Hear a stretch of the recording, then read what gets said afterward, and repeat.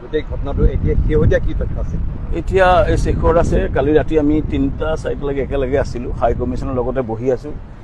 জুবিনৰ ভায়েকজন আহিছে সন্দীপন গাৰ্গ আৰু সিদ্ধাৰ্থ আমাৰ তেখেতৰ মেনেজাৰ, তেখেতসকলক বডিটো এতিয়া চমজাব আৰু এতিয়া হেৰি হ'ল কি বুলি কয় অট'পচি কিবা হৈছে, প্ৰচিডিউৰটো কমপ্লিট হৈছে। হাই কমিশ্যনৰ ফালৰ পৰা আমি লাগি আছোঁ যাতে বেছি ফৰ্মেলিটি কম কমাই পেলাই লৈ যাব পৰা যায় আৰু এতিয়া নিবলৈ ব্যৱস্থা কৰিছে বুলি হাই কমিশ্যনে জনাইছে। 6:30 বজাত আজি সন্ধিয়া এয়াৰ ইণ্ডিয়া হৈ পেলাই দিল্লী যাব। ডাইৰেক্ট নিয়াৰ এটা চেষ্টা কৰিছিলে চৰকাৰে, অসম চৰকাৰৰ হিমন্ত বিশ্ব শৰ্মাৰ কথা পাতি আছে হাই কমিশ্যনৰ লগত।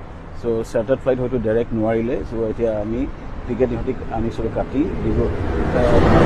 এয়াৰ ইণ্ডিয়া ফ্লাইটত 6:30 বজাত এই দিল্লীলৈ যাব, দিল্লীৰ পৰা হেৰি কৰা। আমি এতিয়া মৰ্গতে আছোঁ আৰু আমি ভায়েকজন আছে আৰু সিদ্ধাৰ্থ তেখেতৰ মেনেজাৰ, তেওঁলোকে আছিলে গোটেই হেৰিটো। চ' ঘটনাটো যদি কোৱা হয় মানে জুবিন গাৰ্গে আমি যিটো নৰ্থ ইষ্ট ইণ্ডিয়া ফেষ্টিভেল কৰোঁ ছিংগাপুৰত, আমি উত্তৰ পূৰ্বৰ গোটেই উদ্যোগীসকল লৈ আহোঁ, ইয়াৰ বায়াৰ চেলাৰ্ছ মিট হয় আৰু খুব ডাঙৰ স্কেলত হয়। চ' জুবিন গাৰ্গে খুব ভাল পায় বস্তুটো, যে এইটো বস্তু জৰিয়তে।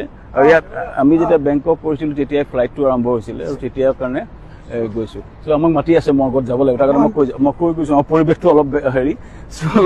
মই কথাখিনি কৈছোঁ, মই এটা শেষ কৰি যাওঁ। চ' তেখেতে খুব আহিব বিচাৰিছিলে, আহোঁতে চিধা আহি জুবিনে ভায়েকক লৈ আহিলে, যে তেওঁ মোক কয় যে মই যাব বিচাৰিছোঁ ছিংগাপুৰ আৰু তেওঁ ভায়েকক লৈ যাব খুজিছে। তাৰপৰা ইয়াকো ক'লে এই শিখৰ বেণ্ডটো লৈ অহা নাই, তেওঁলোকে আহিব বিচাৰিছে। অহা পেলাই মোক ক'লে মই ৰিলেক্স কৰিম। মই সেইকাৰণে থকা ব্যৱস্থা, কিন্তু মোৰ লগত প্ৰায় 400মান মানুহ আহিছে, চব উদ্যোগী, অৰুণাচলৰ, নাগালেণ্ডৰ, মেঘালয় বহুত মানুহ আহিছে। আমি সকলোতে মই তাতে ব্যস্ত আছিলোঁ আৰু অনুষ্ঠানটো কালিৰ পৰা জুবিনে গান গোৱা নাছিলে, এইটো কোনোবা ভূঞা তেখেতে কৈ আছে যে ৰাতি গান মিছা, সেইটো ভুল কিছুমান তথ্য হৈ আছে। তো জুবিন গাৰ্গে কালি আমাৰ অনুষ্ঠান চলি আছিল এখন বিজনেছ মিট। সেই মিটখনত আমাৰ উত্তৰ পূৰ্বৰ নেতৃত্ব লোৱা মিটিং, আমাৰ গোটেই টিমটো তাত আছিল। আমি তাত কোনো পধ্যে নাছিলোঁ, আমি গমেই পোৱা নাছিলোঁ এই প্ৰগ্ৰেমটো। এই প্ৰগ্ৰেমটো ইহঁতি কোৱা মতে জুবিন গাৰ্গে নিজে ঠিক কৰিছিলে হেৰিয়াৰ পৰা, এইটো কি কয় গুৱাহাটীৰ পৰা অসম সমাজৰ লগত লগ লাগি তেখেতসকলে কালি এটা প্ৰগ্ৰেম কৰিছিল। আৰু সেই প্ৰগ্ৰেমটো আমি গম পোৱা নাই, কাৰণ মই আছিলোঁ বেলেগ ঠাইত, আমাৰ অনুষ্ঠান চলি আছিলে আৰু প্ৰগ্ৰেমটোত 12জনমান অসম এছ'চিয়েশ্যন আৰু শিখৰ, সিদ্ধাৰ্থ, ভায়েক সন্দীপন তেওঁলোক গৈছিলে। আৰু গৈ থাকোঁতে মই যিটো গম পালোঁ, ইয়াৰ মুখৰ পৰাই বেচিকেলি তাত তেওঁলোকে সাঁতুৰিবলৈ গৈছিলে। সাঁতোৰ দত নহয়, এইটো এটা চিম্পুল সাঁতোৰত আছিলে বুলি। তেতিয়াই তেওঁৰ হয়তো কিবা এটা ক্ৰিয়া হৈ পেলাই যিটো ঘটনা ঘটিলে। মই আছিলোঁ, আমাৰ উত্তৰ পূৰ্বৰ নেতৃত্ব, আমাৰ গোটেই দল, আমি কোনো ইয়াত যোৱা নাছিলোঁ। গোটেই অসমৰ মানে আপোনাৰ দুখ কৰিছে যে আপোনাৰ নেতৃত্বত আহিছে জুবিন গাৰ্গ আৰু আপুনি এই দায়িত্ব ল'বলৈ এনেকুৱা ধৰণৰ কথাবিলাক কৈছে। মই এটাই ক'ব খুজিছোঁ, শেখৰে কথাটো ভালকৈ ক'ব। জুবিন গাৰ্গ নিজে আহিছে, সি ছিংগাপুৰ নিজে আহিব বিচাৰিছে, ইহঁতক কৈছে আমি আহাৰ মই কাৰো হেৰি ক'বলৈ যোৱা নাই, যোনটো সঁচা কথা এইটো কৈছোঁ, এইটো টাইমো নহয়। এইটো আমাৰ জন্মাষ্টমী আগদিনা, চামখানত জন্মাষ্টমী আগদিনা নে 2 দিন আগত গৈছিল। কৈছে কি মই যাম, মোক এনেকৈ মোক কৈ থকা শুনিছোঁ, আমি যাম, শেখৰ তই ওলাবি, সন্দীপন কেতিয়াও বাহিৰত যোৱা নাই ইণ্টাৰনেশ্যনেল টুৰ, তাকো লৈ যাম, এবাৰ দেখাই আনিম। আৰু অনুষ্ঠানটো মোৰে অনুষ্ঠান।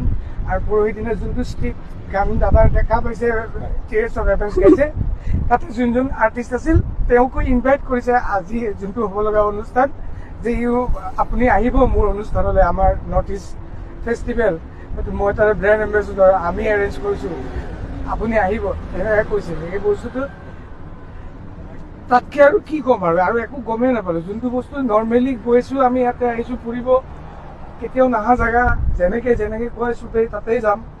পানীত সাঁতুৰিব নহয়, পানীত যাতে এক্টিভিটিজ আছিল সেইখিনিয়ে। দাদাও ধুনীয়াকৈ সাঁতুৰি আহিছে, কি হৈ গ'ল একোৱেই গম নাপালোঁ। কিন্তু তেওঁ আগতে তেওঁক সাঁতুৰিবলৈ বা পানীৰ সৈতে খেলিবলৈ মানা কৰা আছিল বুলি কৈছে মানে। সেইটোতো গম নাপাম, মানা কৰিছিল নে নাই। মই একচুৱেলি নাছিলোঁ তাতে। মই আপোনাক জনাইছোঁ, মোৰ লগত 400জন মানুহ আহিছিলে। চ' আমাৰ বিভিন্ন বাণিজ্য সম্পৰ্কীয় মিটিং চলি আছিল, উত্তৰ পূৰ্বৰ ডাঙৰ নেতাসকল আছিলে, আমি তাত আছিলোঁ। আমাৰ দলটো কোনো নাই যোৱা, আমি একচুৱেলি গমেই পোৱা নাছিলোঁ এই অনুষ্ঠানটো অসম এছ'চিয়েশ্যনে পাতিছিলে। আমাৰ ছিংগাপুৰস্থ অসম তেওঁলোকে লৈ গৈছে, তেওঁলোকে বেয়া ভাবি লৈ যোৱা নাই, তেওঁলোকে জুবিন গাৰ্গে নিজে কথা পাতি তেওঁলোকৰ লগত গৈছিলে।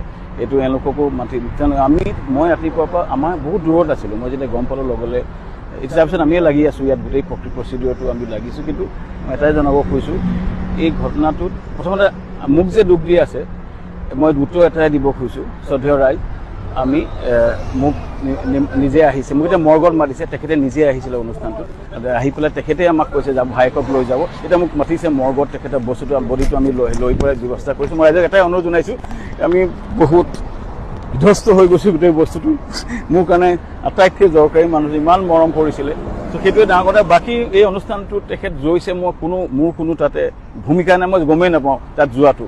অসম এছ'চিয়েশ্যনৰ লগত গৈছে আৰু ঘটনাটো ঘটিছে, তাৰ কাৰণে মই ৰাইজক হেৰি কৰিছোঁ যে আমাৰ যদি কিবা ভুল হয়, কিন্তু মই ভাবোঁ যে আমি যদি কিবা আমাৰ ফালৰ পৰা মই এটা ক্ষমা খুজিছোঁ যে তেখেত উপায় যদিও নিজে আহিছে, কিন্তু আমাৰ তাতে আহিছিলে, তাৰ কাৰণে মই এটা ক্ষমা খুজিছোঁ ৰাইজক।